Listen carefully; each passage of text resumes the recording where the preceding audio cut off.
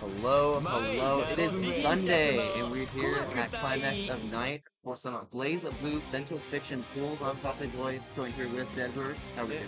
And we got Chickzama as well. Right. Super excited to be here. Huge side bracket here at Climax tonight, 60 players. We're getting into it with Pseudonym.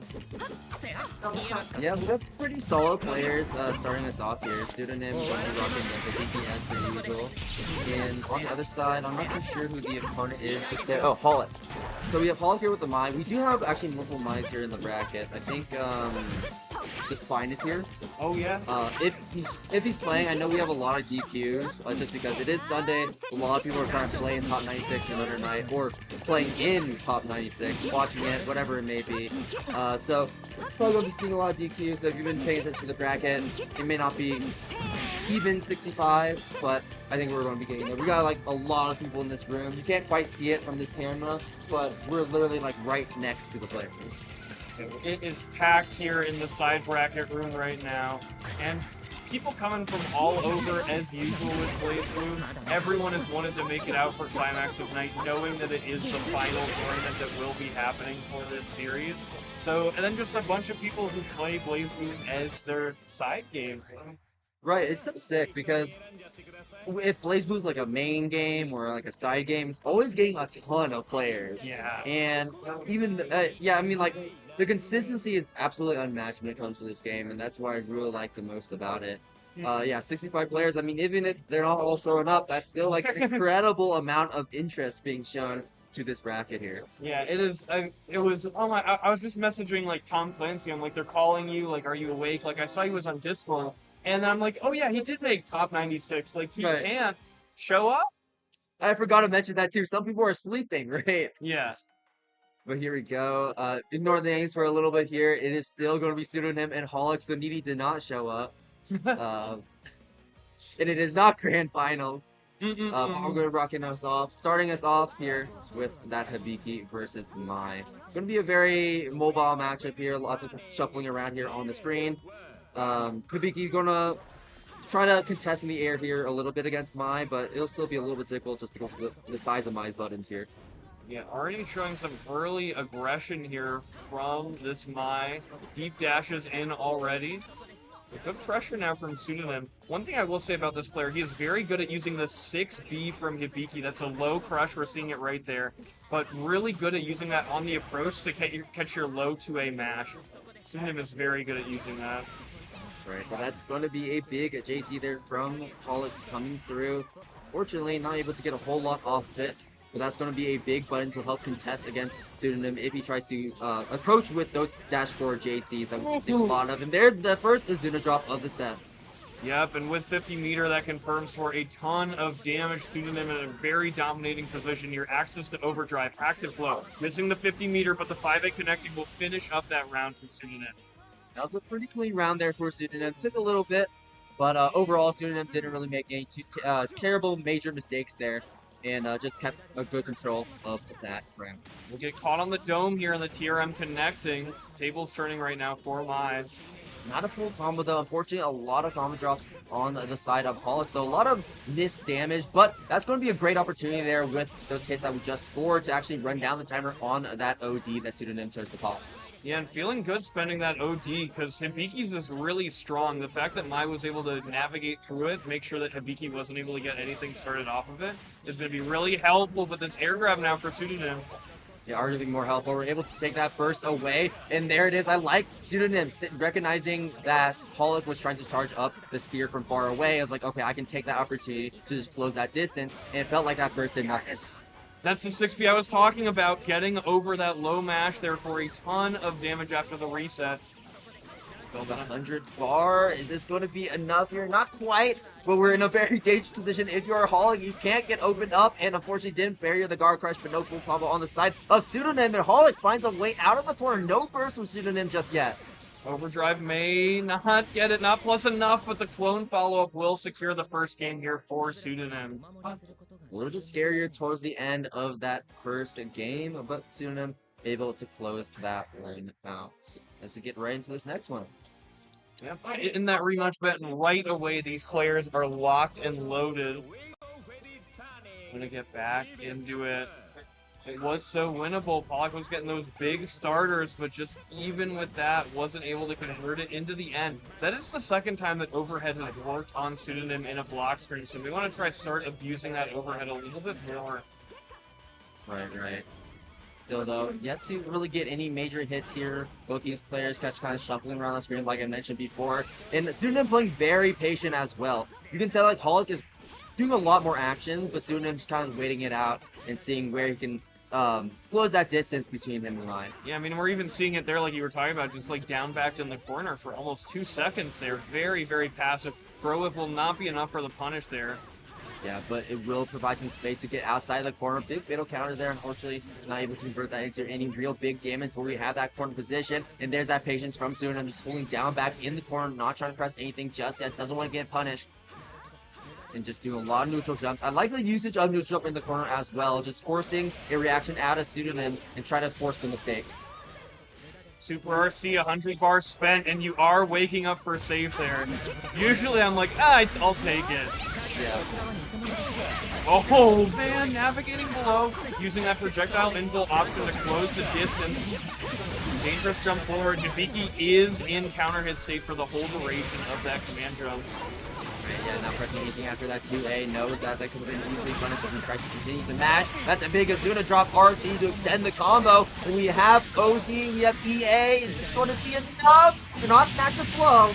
I think it qualifies. Yeah, so much damage there. That Azuna drop starter with the RC does so much damage. And then you're adding in so many things there. The additional damage from the OD, right. Like distortion, like it's just a ton. And I think Pollock has really got to slow the pace down with those projectiles. The Hibiki anti-projectile move is pretty slow, so if you're able to react to it, you can pretty easily counter-hit him. Right. But if you're already in that spear animation, there's nothing else to do. Pollock has to start kind of like baiting Pseudonym into pressing it early. Kind of like some classic Street Fighter stuff, like when you're pressing like 5 punch to bait the projectile. 5 punch, you're definitely not a Street Fighter. Yeah, I was like, wait, what do they call it again? Stand light punch? Stand light? Medium roundhouse? Wait, sorry, stand jab, there we go. Because it's jab, roundhouse, fierce? I don't know. I'm not that old, and with that, Pseudonym will be taking it 2-0 against Pollock in the first game of BlazBlue here. So I think it's called... Yeah, so stand jab would be one worse trying to say they're not 5 punch. I think they call it like medium kicks, like lows or something like that, right? Is that short? Low, is it low, short?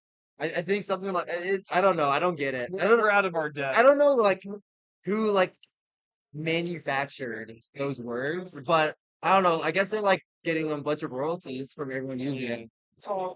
But solid first set there, solid first showing from Pseudonym. Definitely one of the higher seeds of this bracket, and will be one of the players to look forward to as we get further into the bracket. And it's definitely a top 4 contender, I would say. Yeah, I'm a really big Pseudonym fan. I've played him a bit. Like I've talked to him about him, like with Stardust Lucy, just like talking about the way he plays Hibiki, and it is very fun to watch him. He is like one of the more like high damage Hibikis that we have. That like.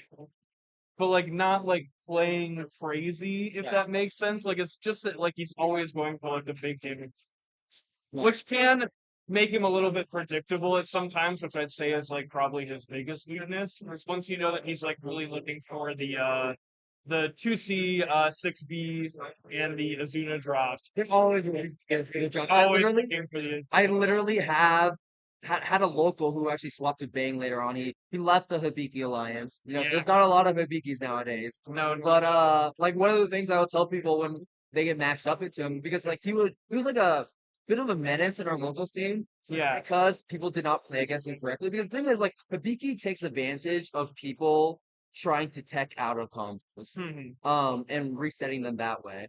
And so I was like, just don't tech out of the combos. He's going to attempt his Zuna drop, and you're going to kill him. Yeah. Very, very dangerous character. Does it all the time, man. It's like, dude, okay, I get it. I get the dopamine rush, like hitting it.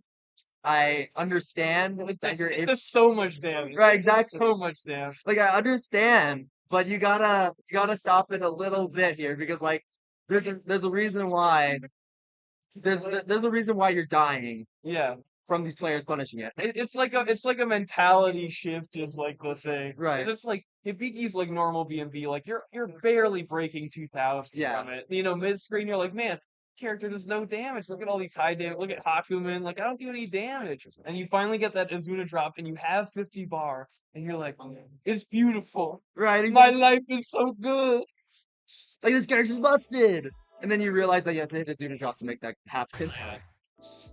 But it's nice. Definitely. Definitely, I want to see Pseudonym thing a little bit more. I feel like he was totally fine in the corner to just sit there and try and play like 2C anti-air. Right. Which, one hand, maybe he's like, I'm the better player. I know that they're going to overextend and like hurt themselves. But on the other, that is not like I'm going to sit in the corner is not really a winning strategy. It's really a way that Hibiki likes to play in general. Yeah. Like he has defensive options. Like it's definitely like a very decent toolkit, but nothing like amazing. So like any faster character, he always wants to be able to control the paces. And I think that's always like very important to have. And you don't really want to give that momentum towards Mai, but in that sense that he was kind of shifting his playstyle at least for that my matchup because Mai was playing so hectic. I was like, okay, you can afford to wait because they're making more mistakes in neutral that you can take advantage of. Well, here we go. We got Tom Clancy going against Insom right now. I was seeing Insom on the casuals before this, playing super strong in this Relius. Worried a little bit about Tom Clancy here, but of course, Tom Clancy is on the S, coming out of Under Night, top 96, so... I had no idea he played S. I know that he's played a little bit of BlazBlue, but I did not know he played this character, and he also played my color too. I play S. Oh my god! She's so good! Yeah, you see what you do is 6B, like right there. 6B into Gawain, and then they just have to block the overhead. But let's see if Insom knows how to play defense against here. This is a 6A, but in order to combo off that 6A, you need to be hitting that 3C afterwards as well. So we didn't see that quite there. Tom Clancy, but that's going to be opening here for Insom, as that OD is basically just giving Insom free dog gauge now. Yeah, it was really tough. Tom Clancy was really hitting those side game combos there. Got a lot of good hits, but wasn't really able to convert them into too much. Also, I have to point out, we are really close to the players right now. Yeah. Tom Clancy is an incredibly animated player, especially when he's getting hit. Just like we're in the energy. Yeah, huge like zone after getting hit. That's the thing. I think Tom Clancy needs to play more lane. I'm gonna say that right now. I think he's like he's trying to throw hands too much with this character. All right, like don't get in Relius' space. You need one, kill the doll. Two, I'm going to give you the secret tech to become the best S player in the world, alright? You air backdash. Yeah, throw projectile. B projectile. Throw air backdash, B projectile, install, 6B Gawain. That's how you play the character. And hey, if that 6B lands, alright, then you can pull it off.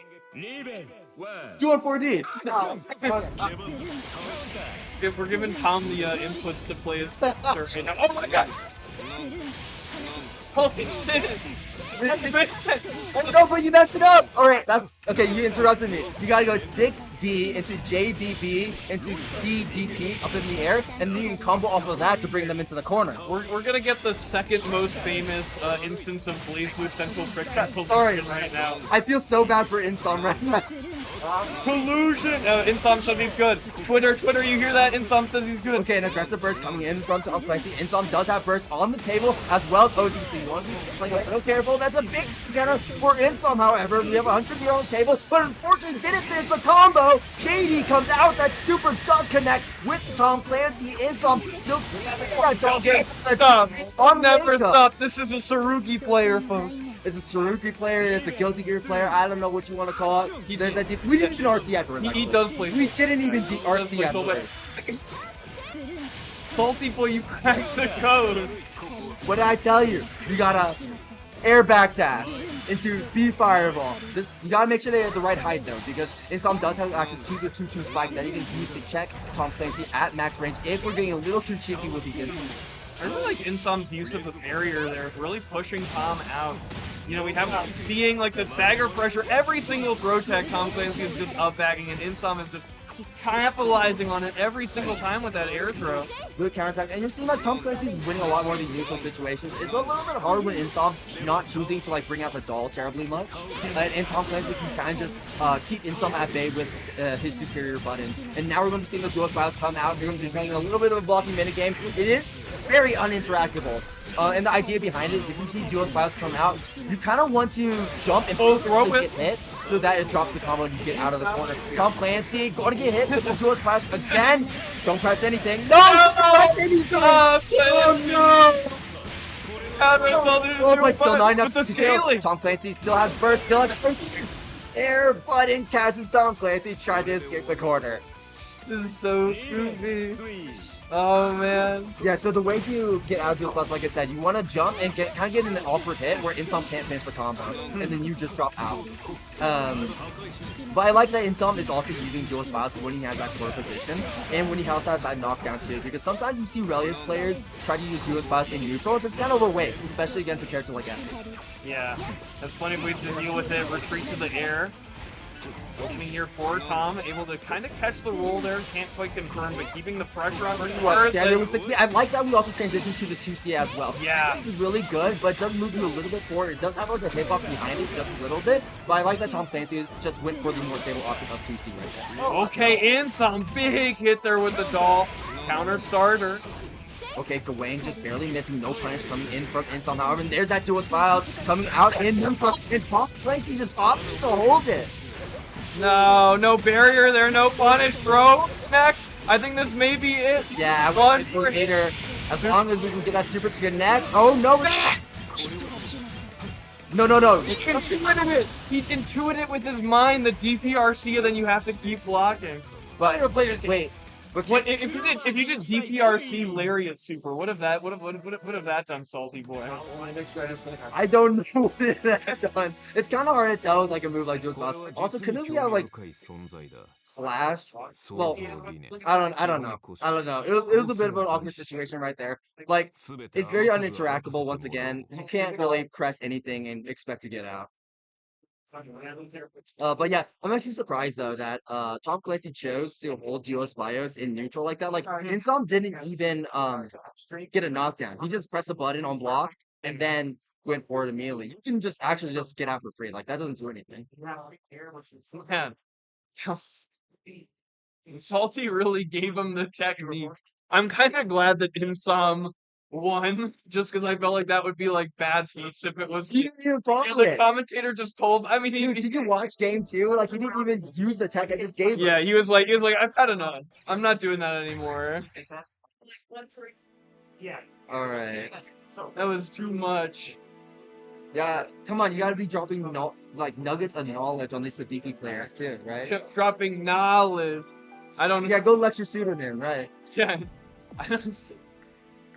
I feel like I don't have any solid one. Like move more would be like my one comment from like that match, but yeah. Just move around the screen better. Just play better. Yeah, I don't feel like I'm like have that sort of hierarchy on pseudonym anymore. I think I beat him at TNS 9, but it was like really close, and I may have done some forbidden Hibiki techniques in order to win that one. So God, I don't even want to know. I don't even want to like keep that to yourself. I opened the 7 gates. It's hard. Yeah. So we have our next set up. Oh my God, I'm blinking on the names right now. I'm scared about that. We'll figure it out in a moment. Some beloved BlazBlue coming from your town. Ah, there you go, Endless. That's what I was thinking. I was like, I'm sorry, Endless. I forgot your name. Like going up against Meld on the Flare boost. Alright, looks like we're ready to button check real quick. Yeah, Meld's going to be rocking the Hakumin, it looks like. And I believe Endless should be on the rank. Yeah, there we go. So, pretty straightforward character in the form of Ragnar. This isn't like a terrible matchup for like either of these characters. They're like pretty even. Yeah. It's going to be like the dichotomy of, I mean, just how Mel chooses to play defense. I think it's going to be like a big key part. But also how Endless is going to be like structuring his offense. Because like sometimes if you play like a very mix-up heavy Ragnar, one thing is like, okay, it's not really that great playing next heavy Ragna. Some players do like to do that, but at a certain level, love special cancel Ragna. like at a certain level, it just becomes really rough with that playstyle. And what can really abuse Hakumen's defense is really just abusing the regular just strike throw mix-up when it comes to 2As. I think it's really tough for Ragna just because you're so... Like, the low health really does come as such a factor in Hakumen. You can get two-touched really easily, and especially in a first-to-two situation, like, if you ever miss DPing or blocking Zentatsu, like, you die. And here's the thing, like, Ragna can gain health, but the way to think about him gaining health is not that he's trying to equalize life totals, not trying to, like, gain a life advantage, it's trying to widen the gap of his winning. Like, it's a win for. Basically. Like, if he's winning, he's winning. If he's not, then he's really stronger. So, yeah, it really just comes down to also just who's going to be winning neutral here. Both these players have very big buttons, but Endless does have access to a lot stronger neutral options, I want to say. I mean, of course, his movement's a lot better, right? Yeah. Hakumen just kind of stays grounded, and we don't really have many projectiles for Mel to try and cut instead of these walls that he would against other characters. It can be a little tough. I feel like the movement is like the biggest factor here. The fact that Ragna can try and like create whiffs, like really like, and your buttons get a lot longer when you have that dash momentum behind it. That's the reason 5B is so infamous on Ragna. So we'll be seeing a bit of that as well, where Hakumen will try to hold space and Ragna will just keep harassing with these dash momentum buttons. Yeah, but once again, I want to see really how Meld is going to be rocking that, like playing that defense here. And yeah, how we're going to like combat Endless's play style as well. Another key weakness of Ragna's toolkit when it comes to playing a mixed heavy playstyle is that his lows kind of suck. So when you have a character that can't properly thread in lows, you can really feel it. And I think like the biggest example is like Terramir versus. Like he doesn't really have any good lows. Like if he gets pushed away, he doesn't have a way to like maintain that advantage. I think of Makoto as well. I think she has one low in her whole kit. Anyways, Endless already tossing Meld into the corner, and already Meld is just holding to that layer 1 off. Stuff, but yeah, simple rejump. Going for the grab early, always want to show that against like Hakumen, Lycan functions, things like that. Make them question if kind of are guessing with the D buttons on Wake Up is worth it. Jump out there. And the stare down as well. But you know what's really funny about this situation is that Hakumen can absolutely just kill Meld right here. Yes. Full Magatama, go it bursting actually. Huge hero burst there, getting even lower now. But here's what you were talking about, Salty, the big hit that we needed to get it started. Yeah, we're going to be finishing that one off early though. And unfortunately, Endless was not able to get a lot off it. And like I said, that was a big hero burst coming in from Meld. That's going to leave them without any OD gauge for the majority of this round, because that first gauge is going to take a lot longer to fill up as opposed to if you Yep. Crouch confirm there for Endlessly. Taking it to the bank. Nice. And again, yeah, we're seeing this like pretty early mix-up every time. It's usually been early throw or early overhead. Okay, but that's a big back throw here from Meld. I like the 5A from Endless though. Not often you really see the 5A used as anti, especially in a situation like that. So I'm really surprised that we're so great to press that, and it looks like it will be paying off dividends for Endless. And there is that Ooh, tried to beat the burst, and the single hit gauntlet is enough to finish it off through the burst there. Is Endlessly taking the first game there. I feel that Endlessly is representing some pretty basic Ragna things right now, and Meld is just mashing really early on in the block string. I feel like the Hakumen does not feel comfortable in any sort of Ragna range. Right. And that's been the big thing. Like, it's been like, you know, like tick throw has been working, meaty throw has been working, overhead has been working, and all those have been represented really early.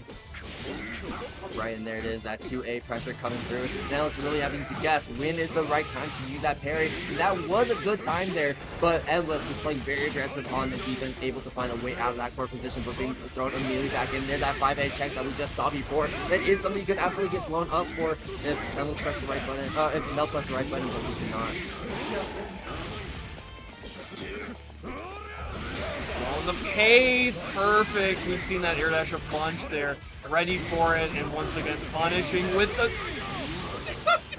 No way. You know, it just happens sometimes. It just happens sometimes. Oh my god. Alright. Ellis really feeling himself there. There's been a few of those, like, kind of like bro combo drops. I'd say it happened off like the Hakumen parry as well, where it's just like you need one special cancel. It just did not work out every time.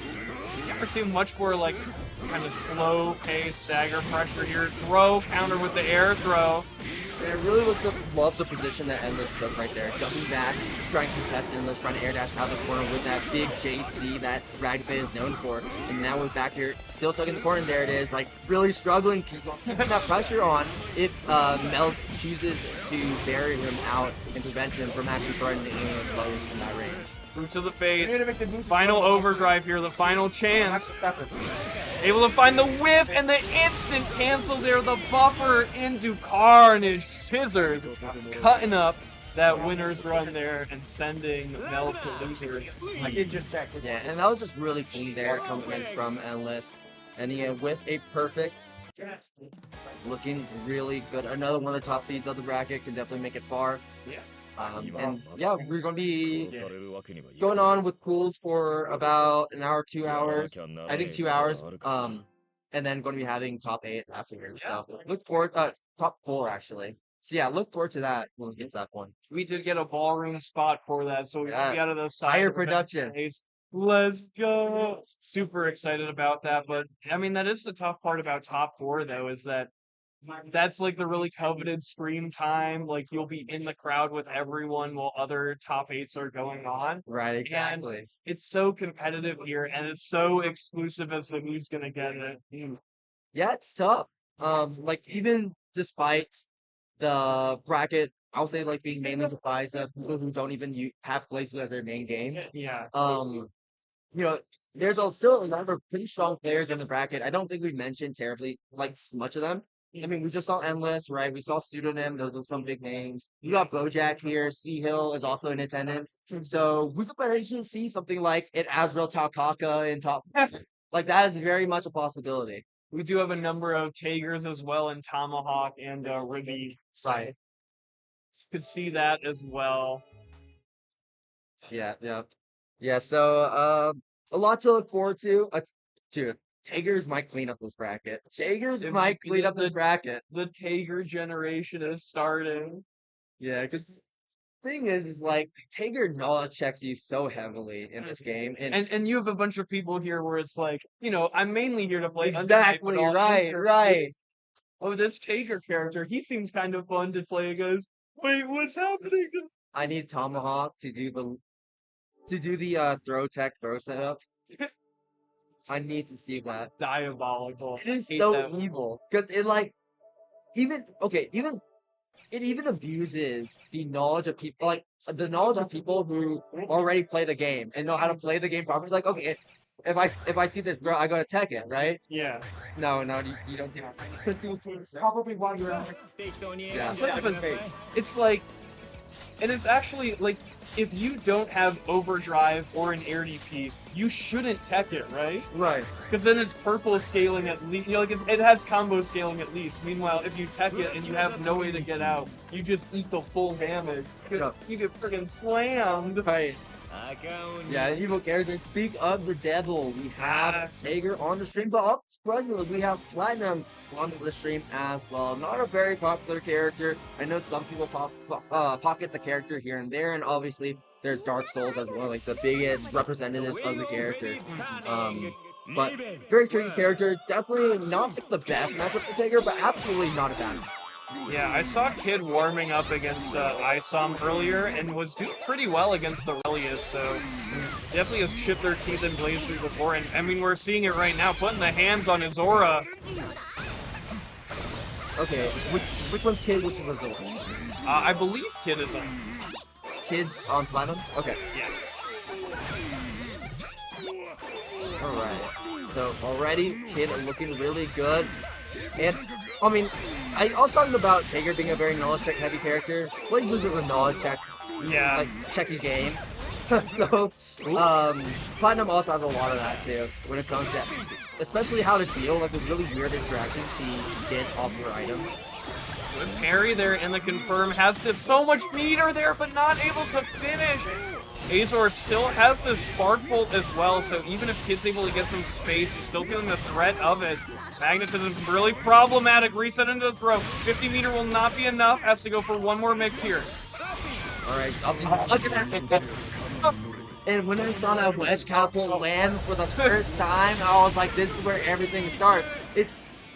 I have a local, I guess this one in DFW, Shady, who rocks Tager, and I remember like seeing him play over in Attack on Texas for like the very first iteration of it, and I kid you not, like I think like every single round he would go down to like red health and then suddenly win the game off of just like a good throw in the corner.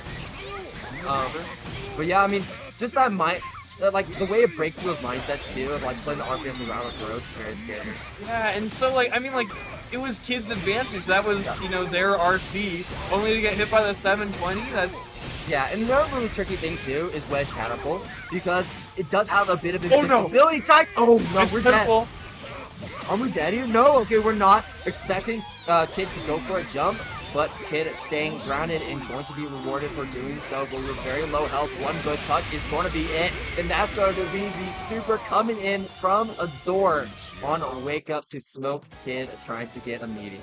Honest, if I was lethal hell against a Tager with 100 meter and overdrive, I'm blocking. It's not correct. I'm air dashing back. I'm like, I don't want any OT. Right. I don't want. I'm gonna die somehow. Is that technically the negative of expected value play? Is that a losing mentality? Yes. I don't want to lose like that. I can be a loser, but I don't want to. Whoa, no. Oh yeah, this is really scary. We have magnetism, and there's the wedge catapult once again has that invisibility, and there it is. What a perfect backdash in response to the halo. A's are just sniffing it out. Like the second Kid feels confident, the second Kid feels like it's 100% safe to go in. I have a projectile, I'm plus, I have 50 meter. That's when Azor is baiting the trap, setting the hook, reeling in Kid here. Yeah, and it is tough when Tager doesn't have access to magnetism, but so far Azor's been finding some really good hits like we're seeing right here. Yeah. That's going to help him apply that magnetism, specifically when we get that gadget finger ender to get that reset, and then, or I guess that restand, and then it provides like a really interesting RP situation. If you jump back, he can grab you out of the air and go to the correct option, or you stay grounded and you get off the wedge catapult to bring you back in. With that, a final slam. Feels like watching a car crash sometimes, where it's like, don't attack! Don't attack! Eat the knockdown! Man, yeah, I mean, and we're gonna see way more of that. We got Azor showing off the Waldstein flush right now, and we also have Ribby and Tomahawk here as well, so big Tager representation, and they're good. And they're good, which is the scary part. Right. Oh man, Waldstein is so funny in Undernight. That character also is... That character's actually kind of good too. Like unlike Tager, like I know a lot of people say like Tager is like one of like the worst characters in the game. I want to say he's like bottom 5 right there, but like he does have some really polarizing matches. Waltz, on the other hand, he doesn't feel terrible into a lot of characters. But yeah. Anyways, grappler player. I wonder who he plays with BB Tag. If he does play the game. The BB tag, yeah. What's so funny is that Tager, Waldstein, and BB tag is like literally a meta team. It was good, yeah. I remember seeing that at like Evo the first year it was there. You can't see anything. Have you ever seen the Tager, Waldstein mirrors? I must have. I don't really remember them very well. It was literally impossible to see anything on the screen because what happens too is there's even more synergy tied to them just like outside of their toolkit, because like Waldstein kind of just like grabs them from afar. Tager has projectiles. Yeah. But another key part is that you can start up a move like a Tager move or like a Waldstein move, but because Tager and Waldstein are so big, they're covering their teammate, so you can't see what they're doing. It's invisible. Right. You're gonna have to guess. That was quite a time of our lives, was that BlazBlue Central Fiction had. It's Waldstein just feels really good, I feel like, because his grab has such high range. Yeah. Undernight characters can really harass you for the bar, so the fact that you can like kind of like grip him from far away. And it really messes with people how they're like used to playing against grapplers. Yeah. 'Cause usually it's like Which helps. I'm in my rush down range, I'm like hitting you with like jabs, and like, oh, now I'm in, I'm in SPD range, like Right. I'm a little dangerous. You don't expect you're like hitting them with like a sword move that goes like a quarter of the screen, and then you get grabbed afterwards, and you're like, Right, and the thing is too, like Beavis X is a volatile game that playing two of like the highest health characters in the game is very, very impactful. helps, yeah. It's so funny because I was like talking a little bit about BB Tag. Like I mentioned it at this event, I think it was like Friday, and someone's like, "Hey, like Gordeau's like top tier in that game." I'm like, "Oh, you, This you is, sweet summer child." yeah, it's wild. That's been a while. Like, oh yeah, I was like, Gordeau and Ruby, aren't they top tier? And I'm like, oh, it's like 2017 probably. I mean, that just I feel like that sometimes where I'll be like, I played Street Fighter 6 in like patch 1 for like 40 hours and didn't play it since then, where I'll be like, oh, or like with Strive, because it was like, oh, Sin's still bad, right? Like, why is he winning Evo? And it's like, there was a big patch games now. There's both patches in back. Alright, we got Mr. FC does stuff going up against Avery here. Looks like it, as we're going to be going ahead and picking our buttons real quick. We have a Kokonoe on the side of PZ does stuff. Arcune. Okay. I do think I saw Avery warming up and in the BYOC area this weekend. Really, Arcune very, very scary character to face in bracket. Right. But also a very feast or famine kind of character as well. Where if you can't get Curse on time, then you're really struggling as a character because you're bad at zoning, you're bad at rushdown, you're bad at the mid-range space, you're bad at everything. You're like one of the worst characters in the game in this state, but once you get Curse, you're one of the best characters in the game. So it's very polarizing. And what's really good about Kokonoe's toolkit is how we can just keep Arcune at bay, whether it's with the Gravitons, whether it's with these traps, to make sure they can't get that Curse applied. But Avery will get that Curse applied, and you can already see it. PZ is fighting for their life. Playing the mini game right now, but Avery not able to get any sort of significant mix off of there, though the neutral control is well accepted. The big launch, but no confirm. Oh, and we're going to go for that 2C to catch PZ low, and we're just going to be harassing PZ with these full screen spiders. Almost at full Curse as well, so Avery can just pop a cloud, and that should push Avery over the edge. Or we can force that Curse with an OD. Even popping that EA for good measure as a reversal, and that will be enough as we find that final buff to land. Yeah, PZ does stuff trying to secure the screen space here to kind of fire off this salvo of fireballs and lightning and gravitons, and this should be a good start to it. Like you're saying, Salty, the feast or famine, Avery does not really have anything to do on defense on this character. Yeah, and what's notable about these traps too is that, Arcuna can be a very tricky character with how he moves around the screen, but because of how they can cover multiple options and multiple angles Avery may want to approach from, it's going to be a lot harder for Avery to play that distance. Yeah, I want to call out, maybe people have picked up on it already, but Avery really likes the high variance moves here from Arcune. Does a lot of the shark run and does a lot of that kind of diving move as well that launches. So really trying to set that up. Yeah, it's also really risky to go for a lot of these 2Cs. Yes. But so far, PZ has not really properly punished Avery for going for these. So Avery has been just going for it every single time, and we're getting out of these situations that we shouldn't be getting out of for essentially free. Oh, neutral curse applied here. Yeah, this is huge, but PZ opting to continue to fight through it. Avery going to be getting the advantage. That's going to be the guard cancel coming in from PZ into the pile bunker to push Avery to full screen. But we're going to see once again to get away from that Graviton. Has access to 100 meter here, so the shark is much more valid. Oh, able to punish, but you gotta watch out for the Super Ball here from the sky. Super Ball doesn't disappear. Oh no. Yeah, that's the big thing too. Super Bowl is so good. Not like necessarily the best reversal, but just having like a big object on the screen, especially during pressure, because of how you can abuse it. You also, every character has a very specific punish for it if you block it, so people can really get caught off guard by it sometimes. Okay, that's a big hit here for Avery. Unfortunately, I don't think it was necessarily the best hit there for Avery though, because if you get one good hit with Arcana, usually you can get Curse online immediately afterwards. but we really yet to see that just yet. I don't think Avery has those confirms, unfortunately. But regardless, has still been putting in a lot of work. Has been getting a lot of wins still on winner's side. You know, round 3 now. So this is Fundy's Arakune. Right. Oh, and there's going to be that throw counter, punishing Avery for going for a lot of these air jacks. Ooh, that wasn't even RC there. Just have the pressure, the mental pressure. That should be cursed. No, not quite there. The help here, 1 hit away, going for the curse. Oh no! The super missing, not applying the curse to Kokanoe. So again, getting really cheeky with these 5Cs, hoping that PZ is just going to jump right into it with these JCs that we've been using a lot of. But PZ's playing a lot more patient right now, knowing that we only need that one final hit against Avery. So we're just taking our time, tossing out these balls, testing out these traps, tossing out these gravitons to control the screen space. Look at the time, Salty. Avery has no access to screen freeze right now. Oh, but that's a big hit though! Will it be enough? Check it, the light! Need a super to land! No! They needed a hero and needed a JB there to finish it off, finding that final hit against Avery and securing game 1 after a very, very barn burner of a game there. Yeah, that was a very grindy match right there.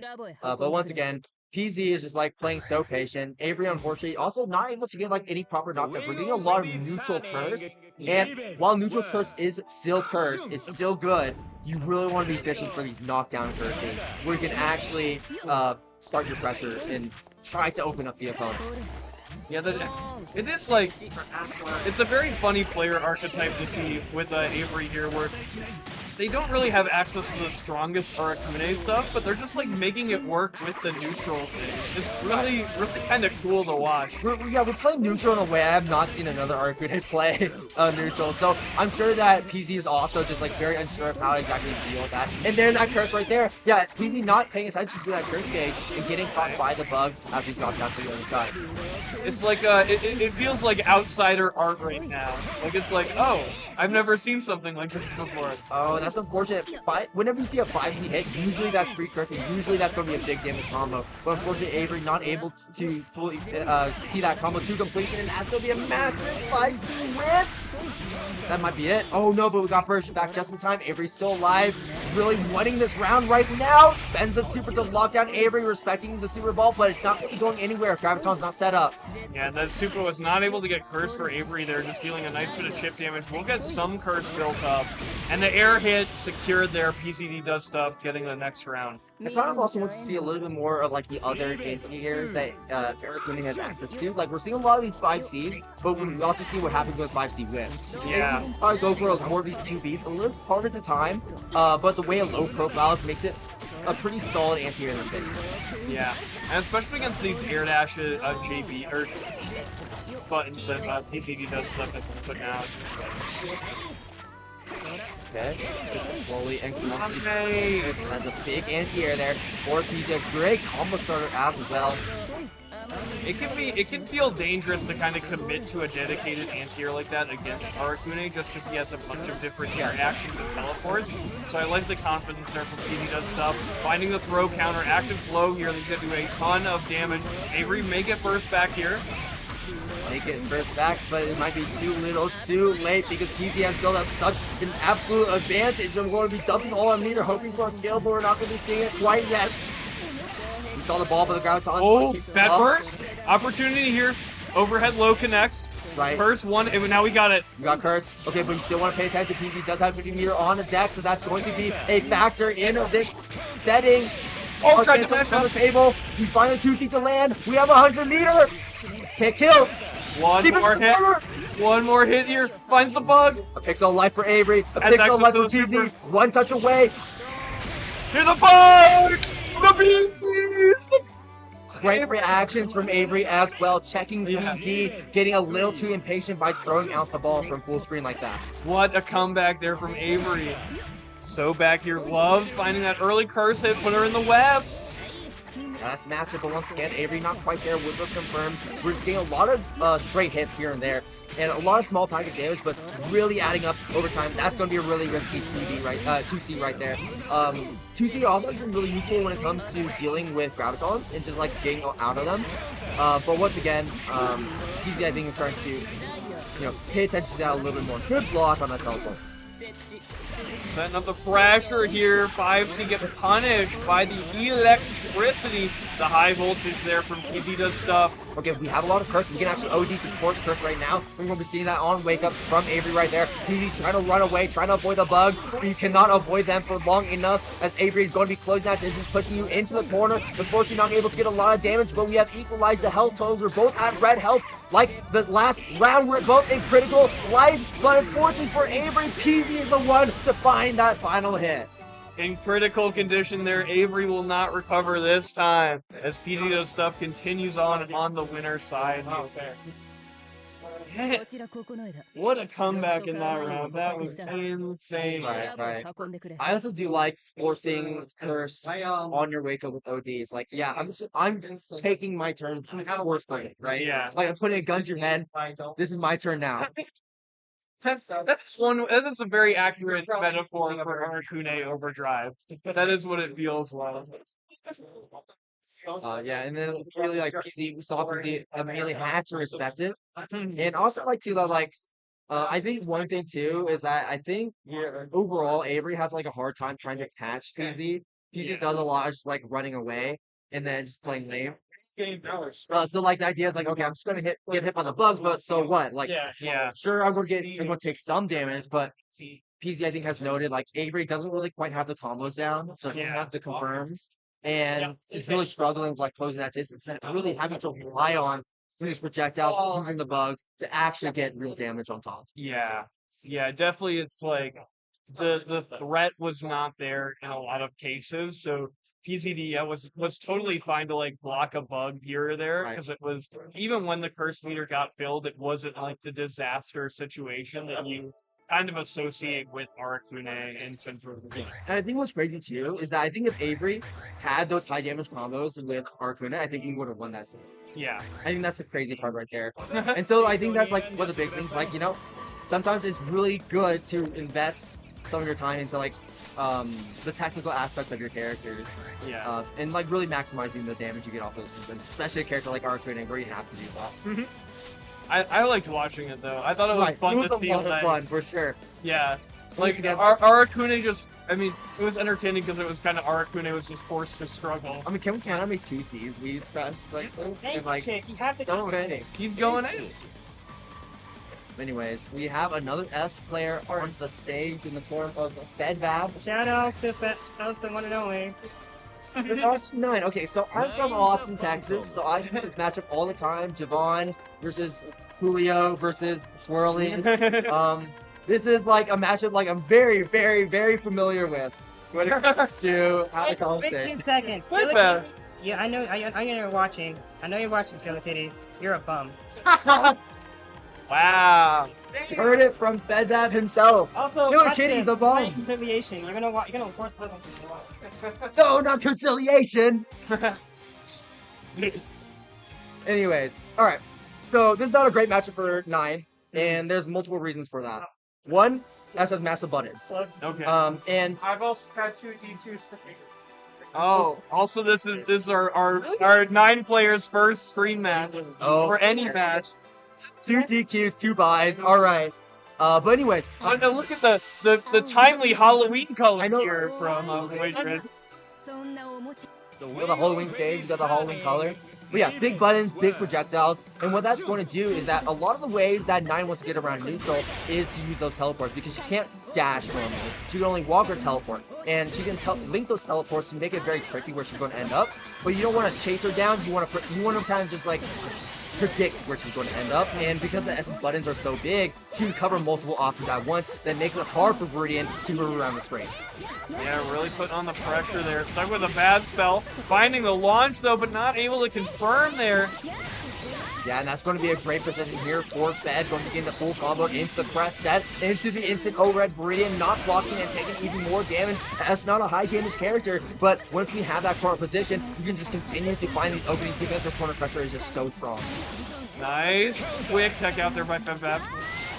Second, here's the super connecting the laser beam.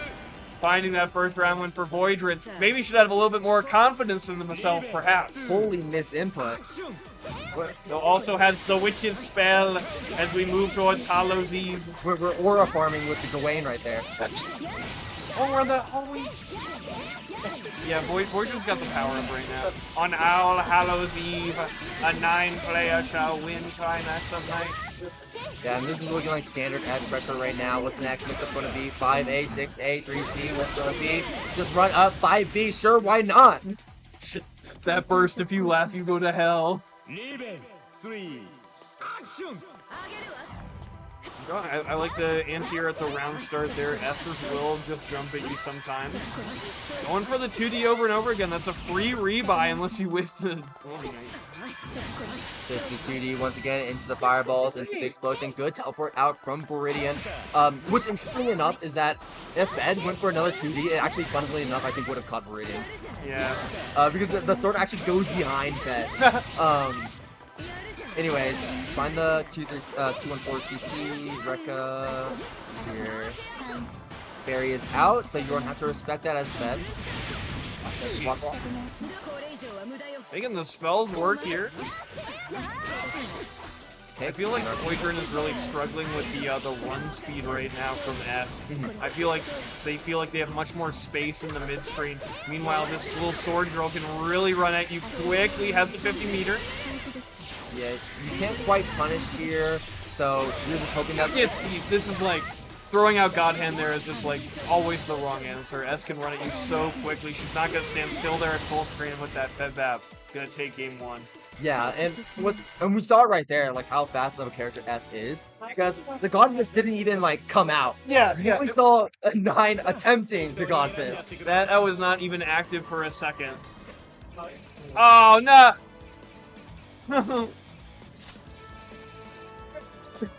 We didn't back her up. It happens sometimes, but you hate to see it. Alright, switching stages. We can't let 9 have that buff any longer. We're going to go to random. Keep it on that. We're on conciliation. Alright, we're keeping it on conciliation. Dude, I think we're be locked into conciliation for like the rest of this tournament. Do it. I feel like you watching it. You guys. Anyways, round start. Fed going on the aggressive there with that dash up to a GD coming through. JD going to clash. That's fine for Fed. That's actually a pretty solid position as well. And I like that we're also just present at 5B there, expecting that teleport from Viridian. Oh, maybe a little burst bait there. I like it. Feeling confident. Okay, DP comes through, does connect. Is at 5A. Can get the JC instant overhead, but a little too far away to actually convert off of it. Yeah, at least got the active flow from the hit, so that not too bad, even if you don't get a lot of damage. Right. Okay, not really able to get a whole lot off of that OD. Oh, what did we try to do today? I got completely lost. I saw Voidron start the super startup and he had a 49 meter. And I was like, oh no, you can't RC it now. And then like, I think the hit built something. I gotta watch it. Fed got hit by something. I got completely. Anyway, opening up Ridden there with that 2A flow, tries to teleport away, and that's a trade hit on Fed, and we also go for the Amethyst as we're to lock Fed out from trying to dash up. That was just getting entire time. And Fed playing a very aggressive app. We don't really see Fed playing very lame there with his projectiles. They're just attempting to just close that distance as fast as possible. Like, the crush trigger after. Gotta watch out for the EA mash. It does connect in active. Oh, yeah, active flow from 4K. Fed is just holding forward this entire time, dude. He's going in. He saw it worked well. It worked last time. Like, I don't know, man. We're starting to get interrupted by these amethysts a lot more often as well. Like, you can see that Viridian is not going for these God Fists any longer. We're going for these amethysts. And Fed is just running right into them. Yeah, I mean, the space control has been much better. Okay, I like that. Using that OD right there. Oh, needs to go for instant EA. Right. Stuffing the low. That was a correct decision right there. JD to the other side. JD set once again. What a big hit here. And the full conversion for Voidron. Oh, I should have held my tongue there. as now additionally finds another hit for active flow for BlazBlue. Once again, it's going to be really good on this overdrive here. Has to watch out. S has a projectile super of her own. We saw the laser beam coming out a few times. Just play like Teemo 2x KO now. Yeah. Nothing you gotta do there. Yeah, and there it is. Fed finally playing lame with the S player inside of him. Yes. Got the B fireballs coming through. Doing again. There's 60 round start connecting, but nothing. And once again, yeah. BlazBlue is just baiting the projectile further in every situation. This boy's ready to just dash forward. Instant rebuy, but unless the masher. me. Voidrin is getting some really good presses recently. Oh no, caught by the JD. Really dangerous situation to be going into the cliff. JD. No, nice, huge 6C. Cosmo and Wanda, this mix-up looking fairly odd, not plus enough for the EA to connect. To the other side, JC cross up. I think we could have killed actually, but not gonna be it just yet.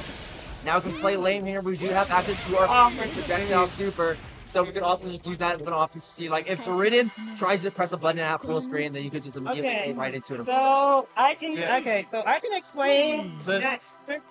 I can explain that counter hit on that dash up. So I was trying to dash up barrier. So I think I got a button interest there. So that's why I was like, huh. Because you can look back, you can see me doing in barrier. I saw the barrier and I was like, how did you get hit? Do you think, I thought crush trigger in there somewhere. Do you think you accidentally let go of that or something? Maybe possibly. I know it was in matchup. I was doing 2A and I did 2A barrier. So I don't know what entirely happened. Play's a funny game. Yeah, we'll get the instant replay back at some point. I got someone's already shaking. Yo, Yeah, I I mean, feel like the can we get the analyst desk? yeah. Start writing it up. Yeah, it's Swirly. Thanks for teaching me things. Oh, Let's go Swirly. Yeah, we needed like a marker to draw on this screen there. Like, as you see, we can see the barrier flash and the super is coming out. But what may come next may surprise you. It's fine. Oh, do we have our next? Is Spine playing things? Oh, okay. We got mine. This 9 is mashing reversal for an incredible result. Sorry. Okay, so next player's up. I know for sure we have the Spine. You know, and the blue Climax beanie. Another one of the top seeds in the bracket. Going to be rocking the Mai. Unless he decides to swap characters. Yeah, we got kind of a color-coordinated matchup here. Then the baby blue. Baby blue, what it do? For BlazBlue, that's why we're dressed in blue. Yes, sir. What are we seeing? Yeah, the arm. Yeah, neither of us are blue. We misunderstood the assignment. Yeah, I mean, if we like slide like the color wheel just a little bit, yeah, it's essentially blue. Turn the saturation up to illegal levels. We'll turn blue eventually. You know, you remember when like that whole like craze was going around, like the videos of like icy strawberries is blue or whatever like that? Like, you know, this is blue to me. I thought you were taking it back to the gold dress, the gold and white or blue and black dress. I mean, in the right angle, this could look blue. Maybe. I think, right? Under the right lighting, maybe under a blue light. Yeah, under a blue light, right. Under a blue light, we're all blue. We're all blue Americans. Yeah, so we'll be getting the Spine coming up on the Mai Natsume. Yeah, I think his the best performance he's had, I guess somewhat recently. I think it was like last year, Thorn Breaker. Had a really good run. I haven't seen him compete too much recently. I mean, he probably has. I just haven't been paying attention. But yeah, Thorn Breaker last year. They picked the S. That's why I said when we talk about conciliation, we're just gonna be listening to that for the rest of this. Let's go. Oh my god. All right. Anyways, I hope y'all like conciliation. Anyways, yeah, we got Kokonoe back on the screen. This is gonna be an interesting one. I think this is pretty even also. Yeah. Now we're with the winner's quarters right now, so coming to the end of this bracket. Yeah, coming to the end of this bracket. Especially at the end of this full block, at least I think we have one out of fifth and then top four. But right now, Spine completely dismantling PZ in that round. We saw PZ earlier up on stream, and yeah, Spine just being so much more effective at just chasing PZ down. Because remember how PZ was like retreat so much? Yeah. You see how Spine is playing so aggressive, we're actually catching these backdashes. In these retreating options that PZ is going for, and we're giving up so much ground that we're getting put into the corner, and we're not able to actually set up any of our traps because of that. Yeah, I mean, I feel like it's the same thing with like the 9 God Hand we saw in the last set, where it's like you have the wrong idea. Like you think you want to do anti-projectile against S, but really you want to do anti-rushdown against S. And meanwhile, we have the double perfect here for Spine, securing game 1. I think it's a mix of both, Yeah. right? I think it's a mix of both. Like, yes, you want to kind of zone out Mai a little bit, just to have a little bit of breathing room to say, Yeah. hey, I can set up Graviton, I can set up my shock trap, whatever it may be, right? I can zone out my JCs, my 2Cs, my big buttons. Well, I feel like the big issue is if you want to set up something in the space to keep Mai out, you're never getting the opportunity. Right, to shine and you need go to make that opportunity. And we're going to be doing that there with that burst, and now PZ is going to be setting up the fort. I like this Graviton at least to kind of try and pull Spine away. Yeah, and it kind of works double duty too, because that Graviton will still be active. You're kind of just like inching Spine also a little bit closer to you, so that you can actually keep that pressure going despite barrier. Worried about that's the second counter hit we saw after the increased dive there. Easy to stuff, maybe a little bit ambitious with the smashes right now. One hit away now in active flow, trying to chip out with the projectiles. Will find the hit though for the Spine. Yeah, I carrying another round. Right now, I think PZ is just playing very antsy on defense, and Spine is just very antsy on defense. And I also feel like I don't really know if we're very familiar also with how my structures for offense is. Well, we've been here many times before in this match. Corner positioning established for Spine. Good chase out there for PZ to stuff, finding the JA as well. Yes, JA is going to lock PZ down, bring him to the ground, and Spine now just continuing that block string. PZ choosing not to challenge, spends the burst, tries to grab with the 2C hook, but no dice, finds the anti-air, unfortunately doesn't find the combo. PZ though will find a combo here, as we're going to be getting that power bunker extension along with it as well. Graviton going to be increasing the damage of this combo, popping it one more time just to get a solid, hard knock, I was about to say a knockdown, but instead we're just going to be setting up the bomb once again. Spine has to play a little bit more patient in that regard. Graviton messing up the combo there for PT to stuff. Big hit here, but once again, no knockdown found for the Spine. 100 meter on the side of Spine. We can do whatever we want to take the game now. I was like, don't say Astral Salty, but it can be Astral in this situation. He's not one to use Astral. No, not one. Yeah. Talk about Rochester. We do that all the time. All right. I do it all the time. I don't want to get toxic. Say like with the way he was playing. He was Saving us the Here's the thing. You can kind of tell when a player wants to go for Astral, even if they're not one to Astral themselves. In that moment, it's like, yeah, we're just playing so aggressive. Like we're not going to Astral right there. We're just gonna close the game out. Yeah. Because like I think like one of the most common examples too. Like I remember one of the examples I like to think of is CEO Taku 2023. Yeah. Watching Kokonoe, and the entire time I was like, okay, what are we doing here? We're just like standing around. We're just like at full screen, not really doing anything. I was like, oh, I get it. Like I didn't mention it because I was commenting with Lennox. That's actually like pointing at the screen because like he was in his flow state. He was talking about the game, right? And I was like, I like pointed at the Astral blinking, and I was like, let's go to Astral. Yeah. And then we see the teleport into the 720 grab, and I'm like, it's over. Cinema. What can I say? Absolute cinema. God, Kokono's Astral sucks. It's not even a good mix-up option. It's just bad. That's mix. You gotta do a 720? Why do you have to do a 720 for It's that? a great crowd. Oh my god. Kokonoe has like an unblockable super that's like weird. Yeah. I don't know what else to say about it. There's a lot of written about it on Dust Loops, but I think that's like, if you wanted to know like what does that super do, it's unblockable and it's weird. Right, exactly. Yeah, that's No, I get it. that's how that's. Okay, good thought, say. Yeah, we got a Ryder going up against Pseudonym right now. Ryder, Boston, Pseudonym, Florida, and we'll see what happens here. I will say, I feel like Ryder has a good amount of Hibiki experience. There is one in Boston. I think these players have played against each other a lot too, right? Oh, really? I want to say so. Right? I mean, they played All-In Breakfast at the time. Yeah, BBO. Right. If it happened, I'd honestly be surprised. Also, I think Ryder. Okay, yeah, we're getting off of Conciliation. What do we got? In the Shadows? No, even worse. Shadows. Even worse. Yeah, let's go. Get that biased. S song out of here. Hibiki song. Ooh. Yeah, this will be good. I feel like I've seen Ryder play really good defense against Hibiki before. Really good use of mixing up the instant block and the barrier block in this matchup. Okay, round start. Looks like Ryder. Okay, yeah, we're not really doing too much here. Opening. Nice. I kind of like don't following the clone there. You've already used a lot of your Gatling options. You can't really extend pressure a lot in that situation. So giving up the mix-up is usually worth it there. And we're seeing Ryder holding space there with the 6B anti-air. Really good for Azrael in this matchup. Kind of decimates the normal Hibiki JC press. Okay, solid shoulder charge right there. Coming through. OD, good timing. Okay. Nice.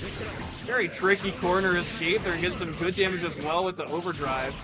Hibiki's really good at baiting out Azrael DP, so Ryder's really got to watch that huge damage off of that low starter. Right, and now we can get that next mix-up coming through. Yeah, now we got dive kick. Forward. Alright, clone set out. Oh, and there's a Gustav! We are in. Gustav is the perfect I'm in button. Yeah. The only way to like really properly punish that is if you IB it. Block, Right. yeah. Oh man, great block there by Giannis on the kind of like instant DP overhead. That's like Hibiki players are usually like, yeah, like no one blocks that, but people do sometimes. And Giannis is one of them. Oh no. Okay, we have the Oh, high look at the time though. Giannis able to put the stop on the clock. Yeah, I was about to say like this one. But who's got the light lead? Oh, with Giannis. Right there we go for sure now. I was like, are we going to actually try to gamble this? No. Giannis finding that last hit against Pseudonym, getting a little too close there. I think Pseudonym was also trying to guarantee a win at that moment as well. Oh, just counter again. Spicy fatal, that's always gotta hurt. Got the low weak point, not a lot of damage, but we're still crushing Pseudonym into the corner. There's that 5C coming through. 5C just such a good button that can really just zone out Pseudonym just because it's a massive disjoint. It can even anti-air as well. I like Pseudonym air dashing and not pressing there. Barely dodged the bullet on the 6B with it. Yeah, a little early on the anti-air, but also Pseudonym stalling in the air with that clone for a little bit. That should be high weak point. Oh no, we're going to be casting out low weak point here. And there's the high. Cleaned up for Giannis here. Nice. Game 1 going to Giannis. With the Azrael, lots of Azraels in the bracket. Unfortunately, Zapoke did qualify for a Melty Blood top 16. So unfortunately, we're not able to see the Zapoke Azrael here. It's okay though, we also have Bojack to look forward to. Yes. The man also going to be coming out in his retirement for commentary. Spit some bars on the mic.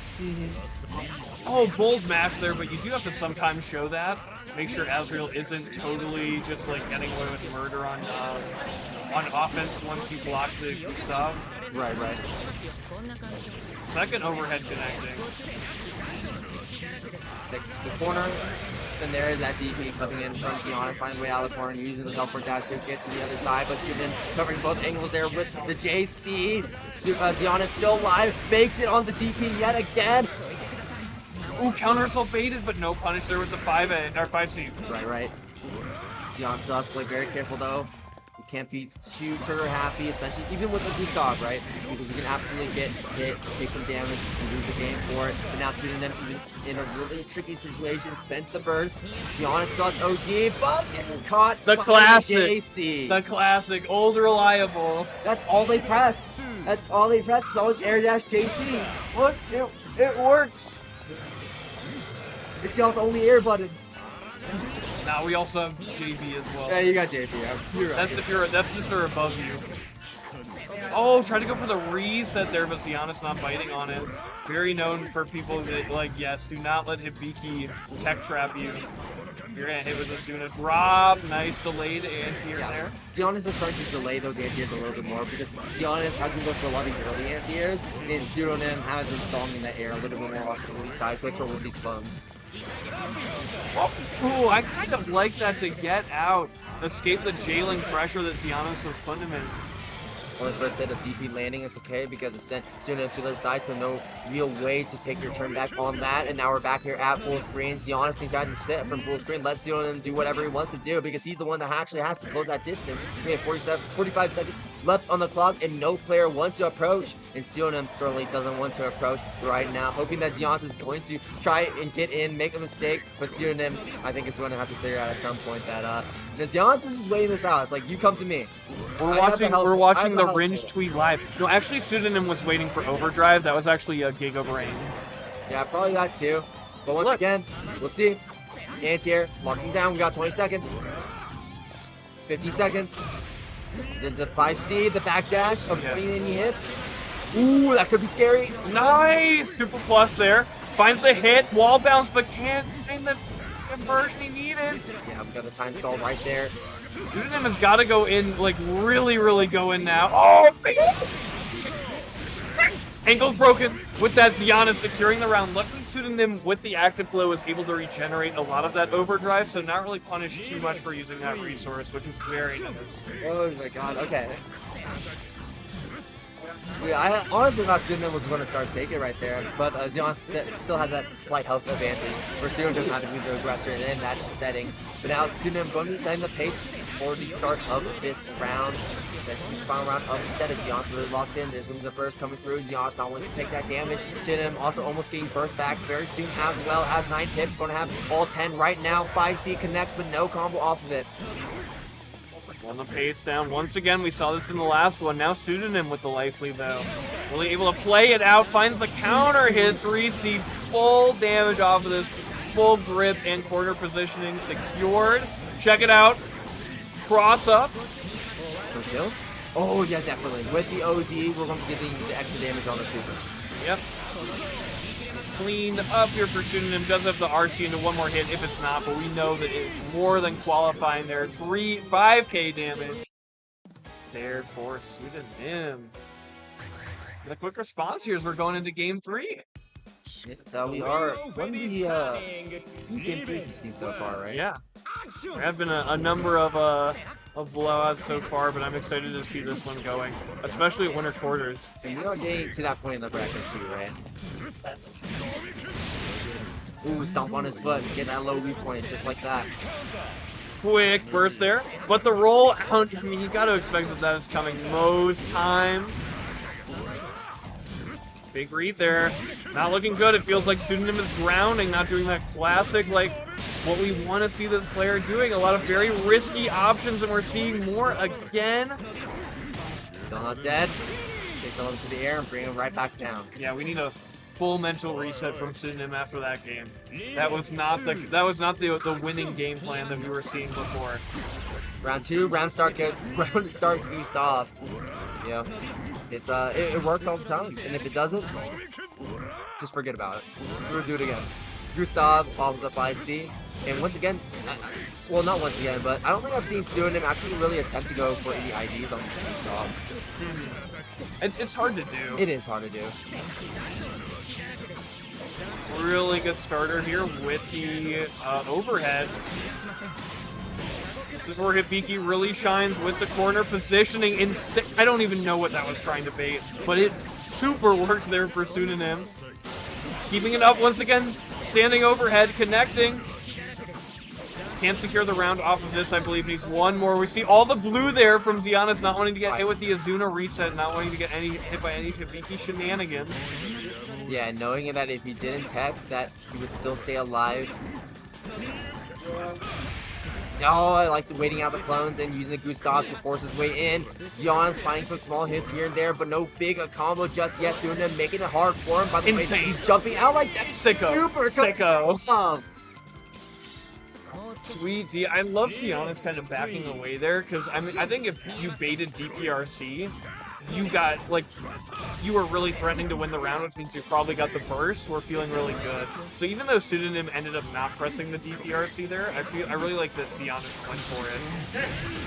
Okay, OD into the EA. That's going to be forcing active flow for Giannis. So we have a lot of ways to build up a lot of meter here. A lot of that first gauge back. Fine hits, and unfortunately, we do not. So heads up for Pseudonym to already be mashing JA there, just in case there was a clash. Now you're looking double weak pointed up on a Saturday morning. Yeah, double weak You go to pointed up, go to church like that? No. Oh man, double cross up. My Sunday best is my high week and my low week. Steal his fit. You gotta go to the confessional booth to get rid of him. Oh my god! The farthest cross up there. This doesn't grip as well, I gotta say. To the corner we go. Oh, sick of it. With this, overdrive is being built. Meter is available. Not enough though. Scrambling out, dodging the air throw. Oh, almost trying to go get that air throw off. We're just patient for the overdrive right now. Pseudonym genuinely should not go in until that regenerates. You have such high overdrive regeneration. What?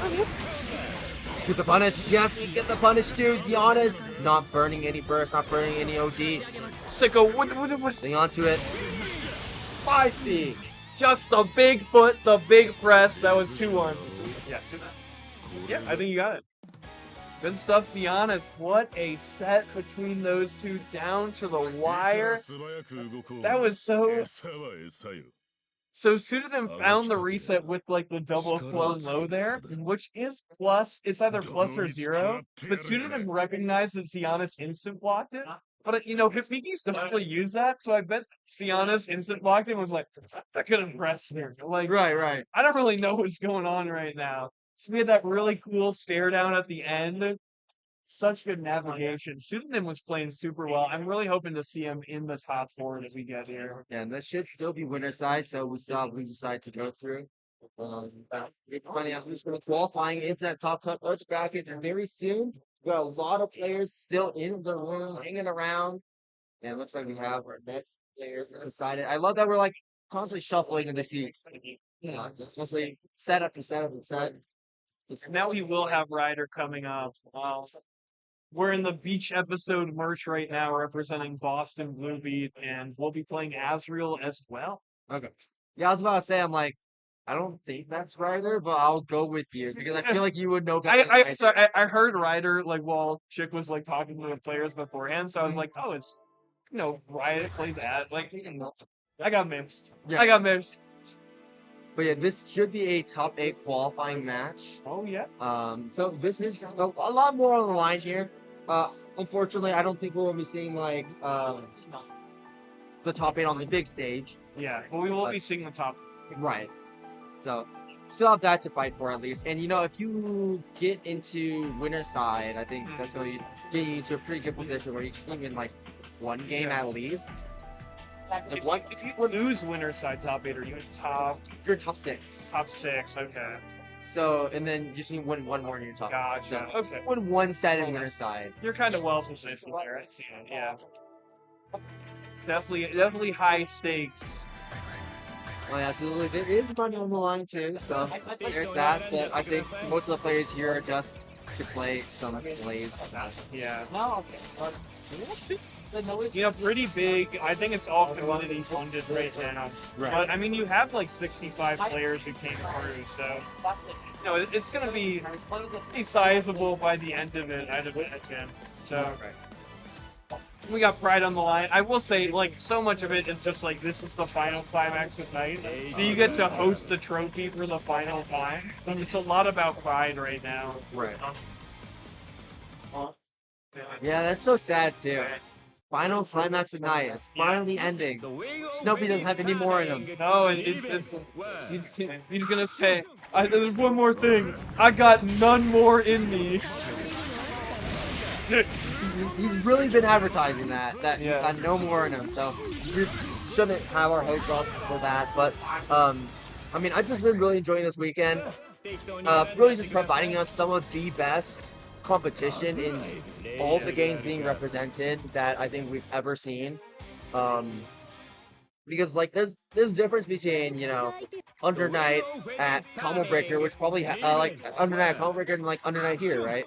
Yeah. Under Night at Evo, Under Night here. I think like it's so much more impactful, I would say, just because of how much tougher this bracket is, how many more players come out for it, at least in terms of like dedicated players. But anyways, we're here with BlazBlue. We got Ryder, like we just mentioned, so we got some more Azrael on the screen. But LPT, another one of the top seeds of the bracket here on the Rachel, and definitely one of the players always make it into top 4, especially when you're dealing with a matchup like Azrael, where you are just in a position to win. Oh, trying to be an escape artist there with the DP. Luckily, the combo drop into tech out is really going to be a windfall here for Ryer. The LPT performed really well in OT this weekend and probably looking to do the same here in the BlazBlue. And now, yeah, LPT going to find a way to get out of that corner. That's all 4 win stocks, so yeah, should be able to get out pretty darn easily. And that's what, oh, big phalanx. Yeah, I like they were representing the Growler as well, because we're tossing out a lot of projectiles of Rachel, so having a way to like turn those projectiles into a projectile of your own is going to be very important, especially because it's such a high probability projectile. It's going to be shooting through a lot of what LPT was throw. I think LPT also traveled on quite a bit to be here. I think California is currently the start GG registration for LPT, so Climax has really attracted people from all over. Just like this witch in the Halloween colors. I'm really liking the topical costumes these players have been picking. Oh yeah, Seth the George, and also just timing it perfectly to try and attempt to catch Ryder more now. He did find a hit, but unfortunately he wasn't able to get that full combo. Ryder just going to continue to press buttons, maintain that advantage. Has a high weak point, attempts to go for the DP, but has to RC it to keep it safe. Sends up the bats, has George out. Ryder often to respect it for now, because that does mean that we can't just Gustav in, right? We want to have that Growler projectile to try and cover ourselves and clean the way. Reset is going to be really dangerous here for Ryder. I think with the poison, with the double super, it should be enough for LPT. Let's see. No, Ryder still alive. Oh, I think we have a projectile on deck, but unfortunately, LPT is just going to go right back in and catch Ryder escape. Catch Ryder escaping the corner. Just gonna do it again. And this is so scary. I mean, Rachel has such a oppressive zoning game plan and such an oppressive lockdown game plan right there once you have to be in the corner, especially with the attack. We saw how much damage she was just shooting out, and I don't think it's even visible in the damage counter too. So like it'll say like 3K or 4K, but in reality it's way more than that exactly. Oh, nice little instant block there. LPT has been showing really good active defense here, but Ryder able to crack it so far. Yeah, trying that high weak point, but that's going to be instant burst from LPT, so Ryder won't be able to get a lot more off of it. Oh, bold mash out there.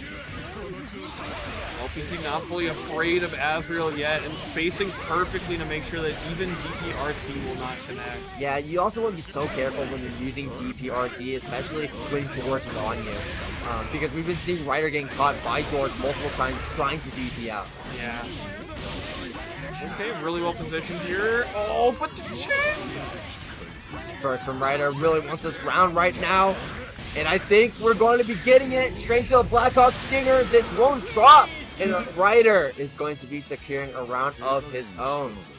Fantastic play here. Ryder keeping it alive for Bluskin. Oh man, how many overheads was that, Salty? You see that with a Boston reflection? Yeah, boy. There we go. Okay. Eating through these win stocks, but you can only block it out so many times. Ryder being put on the back foot right now. There goes again. Yeah, Ryder can respect it. I mean, how do you even get out of here? All of this help is just pelting Ryder from above. Attempting to TP out, but you you can't TP when George is on you like that. Ryder is getting suffocated right now. He's drowning. Yeah, the dash is sapping his health right there as well. Ryder in a very dangerous position. The LPT could be in a dangerous position of his own. Once you're able to get Rachel into a corner, then it can be a lot harder for Rachel to try and get out because her defensive options can be pretty limited, at least in terms of reversals. We do have lots of ways to get out, but that's only if Ryder gives him the room to use those win stocks to assist. Ooh, the electric chair. Is that legal in Georgia? Let's check it out. Here we see air dash through. Bumping the play lanes, navigating past. Ryder really struggling right now. Hey, It's a roundup. Feeling. And the round secured there for LPT. anyway. Anti-air drops the hard knockdown. Still a little tingly from the chair itself. LPT now has the high low weak point applied to him. I don't think Ryder's going to be cashing out just yet. Oh no, yeah, no, of course. Yeah, cash out right now and gets weak point again. And we got it right back. You got to spend money to get the same amount of money. Yeah, I think the idea is like you just cash out on it, get more damage, and then just go for like a different loop. But you can go for high or low at that point. Yeah, you can kind of loop one into one as much as you want. Big hit, your Ryder will confirm. And tying this up a game apiece as we go to game 3. Definitely looking a lot more solid once it was finally in control. And once again, I think that comes down to, I mean, it really just comes down to, once again, like Rachel having a bit of a weaker defense, especially if we're not managing or win stocks well. That's going to provide us less opportunities to try and escape Ryder if he goes those distance fast with options like we saw. Okay, spending the win quickly there. LPT really dangerous with this high mobility. But Ryder has been managing to find the hits even through all of these resources. Huge phalanx. That's actually kind of sick. All right. Yeah. He's growling it up. Yeah. Sure, why not? Going to trade right there. Nothing additional to add to that. Did you have the pull? Oh, yeah. Why would you do that? That's people abuse. Call PETA. Oh my gosh, we've got a lot of agencies to call after this. I mean, one. wait, who's... Oh, nice pop in the phalanx. Breaking through all of the noise. No. LPT feeling out that Ryder was going to be a little bit too predictable with that approach.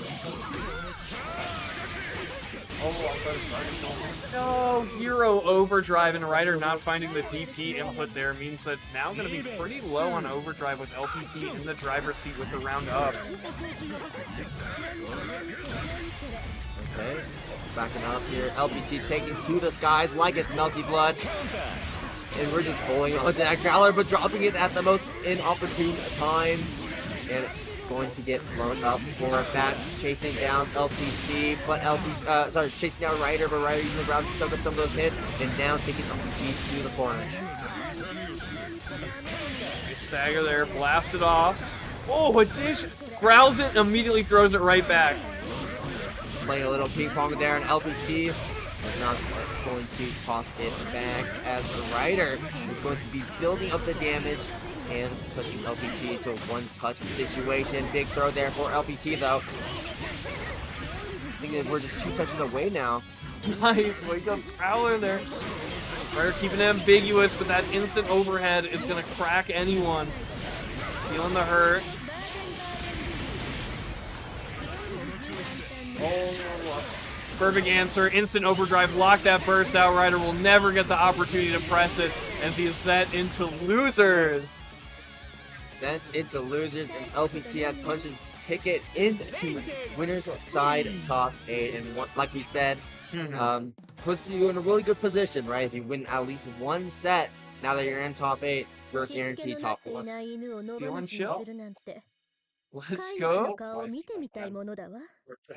Excellent racial play there. Keeping total control there, and I think showed like really layered like the instant overhead there choice there. Was showing like instant overhead into second instant overhead, right? Instant overhead and just throw a look there.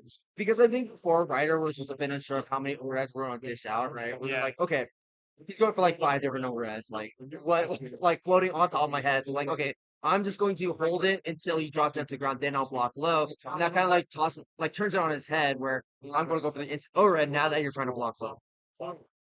Very complicated, you know. People, the pressure is pretty simple from Rachel, but when people do start like calling it out and like reading what you're gonna do, you gotta go for something that's not just so simple stuff. And I think Ryder was good to make LPT search on it. It can be very simple.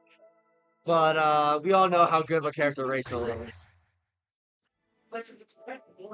Oh, We've got 2 familiar faces coming up right.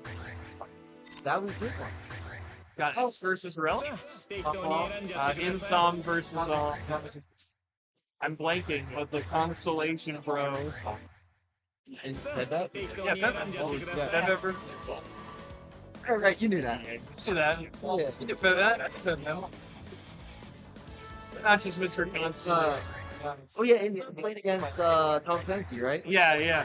Right, Really okay. put the hands on with the Relics there. So another top 8 qualifier match. We could potentially see an S in top 8.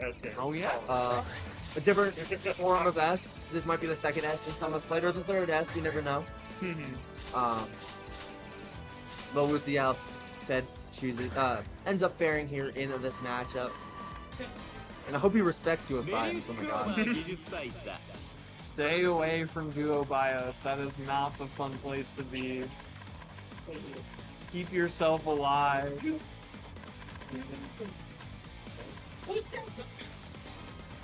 Good luck. So we got our Ready target. to go here. Circus works but not. Here we go. Taking S. glasses off. Yeah, glasses off.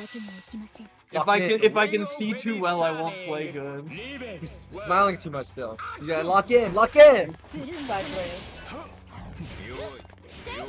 Having too fun. He took his Ooh, glasses. nice. Nice He's save. nearsighted. Catching Insom, trying to set up the doll from up there. Hey, throw counter. We're seeing that against Tom Clancy as well from Insom. We're really liking the air throws to keep his opponent locked down.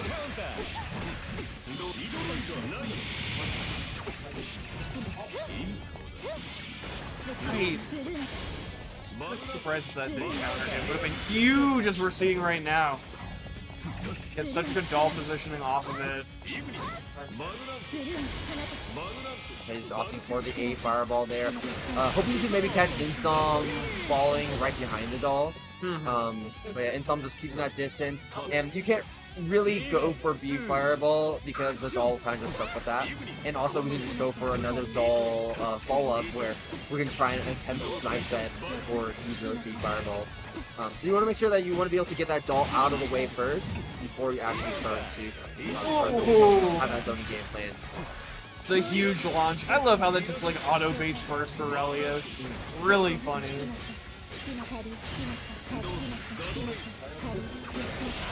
Doesn't block low. Oh, we don't know how to play against Relios. Uh-oh. No! Instant tag on the purple there. Finds the unsummon, is gonna get some doll regeneration here. Now we're seeing the Duo Bios.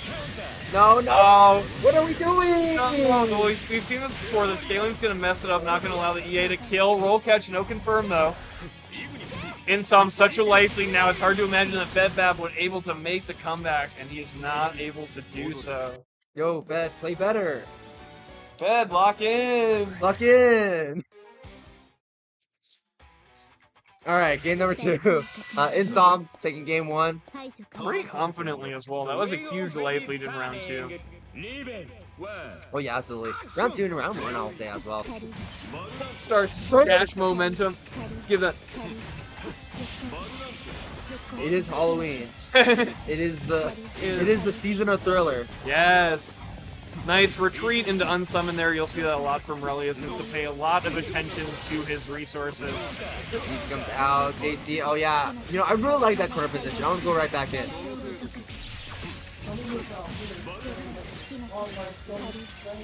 Block him standing overhead. Well, on health, he finds the anti-air fights. Hey, fireball, counter assault. Ooh, okay, avoids the doll from behind. Yeah, respecting the doll. Now, Spend a lot of meter here. Has to find the unsummon soon. Able to do it. Looking for the throw to get some additional regen. But it's just like Tom Clancy. These players, they tech to throw it, and they just jump. back in. Oh, that could have been really bad, really fast. And this will be really bad here as the doll is going to be getting that pickup. Instead, having to burn. Actually, no, we didn't actually hit at all. But we were able to get that throw counter. And this is why using dual bias in a neutral like that is not recommended because you just wasted 50 minutes for nothing. And now you don't have a counter assault. Now you're in the corner against S. But the throw counter yet again for Insum. It's going to be winning him that round. Insum's gotten that like 5 times against S players at this point. Insum has become Death Destroyer of S players. First time Clancy, now looking for another. Dude, just stay grounded in 6 p.m. I don't know what to say. There's Yeah, increased DP for the bounce afterwards. yeah, we couldn't really get a combo off that one at least. Yeah, in order to really get a combo off, you have to bring them up a bit higher because the JD is a little too slow. What an answer to the seal there. Insum, huge counter hit confirmed there. No roll pod. This is a ton. Duo BIOS. Overhead. And that's going to be a decent amount of damage right there. Fed in a red health, critical health. One touch away, building up that burst, building up that OD. We might want to wait for it to come back before we start pushing. And we do have that install available as well. Avoids the spike. Now Insum is going to hold this Rekka, but unfortunately not able to come there even though we were plus. OG comes out respecting it. Fed coming OD of his own, but then punish. Straight counter into the corner. Not going to be a lot of damage, but we still have Insum locked in the corner. Going to stay a little bit grounded right there. Insum is trying to beat up jump reaction from Fed so we can get a throw counter. And we find the hit with a stall and drop down. Fed is still alive and fighting for his life, and he finds the final hit to bring us to an even score here in game number 2. Round secured there. What a photo finish there for Fedbab. Found the answer. Fatal's going to make it really problematic here, especially with the no tech being full punished here by Insum. Yeah, Rose going to take what he can get. Not regularly a high damage character, so hitting 3.6k like that is unordinary, even despite it being a blue. Oh my no! Oh yeah. Yeah, Fed obviously burst that one. I think we kind of had to, right? You want that corner position, and you also don't really want to take any more damage than you have to. Attempting to go for the crush trigger, but Insum going to use that barrier, so that won't be a a factor. Let's see, Fed. Ooh, I like the use of the JD there to wall out Insum and also using his trap. Like sometimes you use that as a way to Insum unfortunately not able to get a full combo off the 2C, the DPRC cancel. Oh no, Insum in a bad position. Counter assault coming through. Avoid the goal! Insum really got hit with the my lobster is too buttery, my anti-air has too much hit stun, I can't convert it.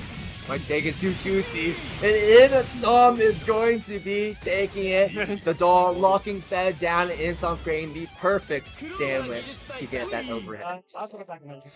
The perfect sandwich, just like your sandwich is when your steak is too juicy and your lobster is too buttery. My sandwich mix is too good. In my defense, I haven't played against Relius in like so long. It's been a moment. That is my OS. Oh, that is my OS. So here's the thing, don't let him do it in neutral like that. Without a knockdown, don't let him do a BIOS. See, I think the one thing that made me remember was if you keep PC, do a BIOS setup at the right time, doesn't fall off away. That being said, it was like months, like this is like very old knowledge. Jump it. No. Jump it, even if it's right up in your face.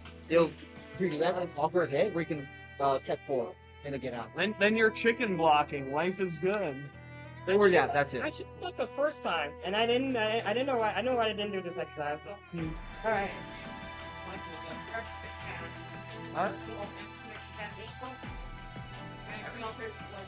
Great. We're gonna take a quick break. Top 4 will be happening. Is that at 4:30? In exactly 1 hour, Top 4 is happening on a different stream.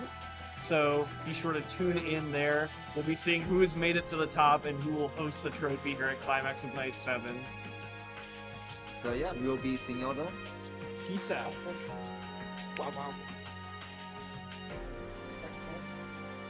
Thanks, great. I'm gonna go get lunch and caffeine, and I'll be back at the main stage at... Great. So is it 3 or 3:30? Okay. I just want to make sure before I just... Oh, I was still Deadwood. I was Deadwood. Ew.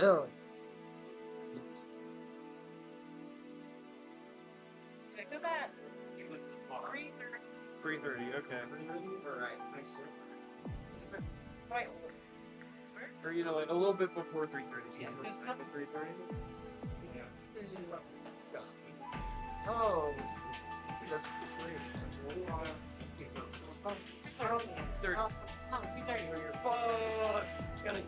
I'm gonna run grab my channel back quick. Sorry, so you want to be there around 2:30? Yes. Oh, what the? Yeah. Yeah. We need actual. Well, there's no. I'm gonna run over to the Publix after I'm done.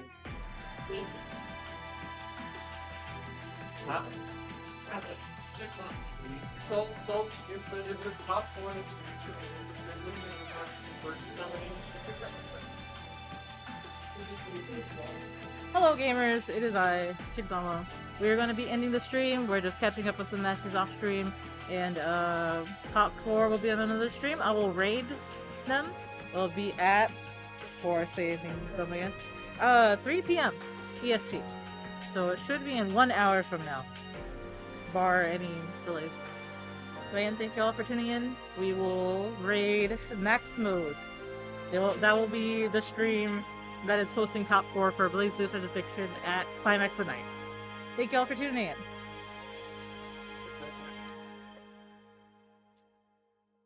Inside.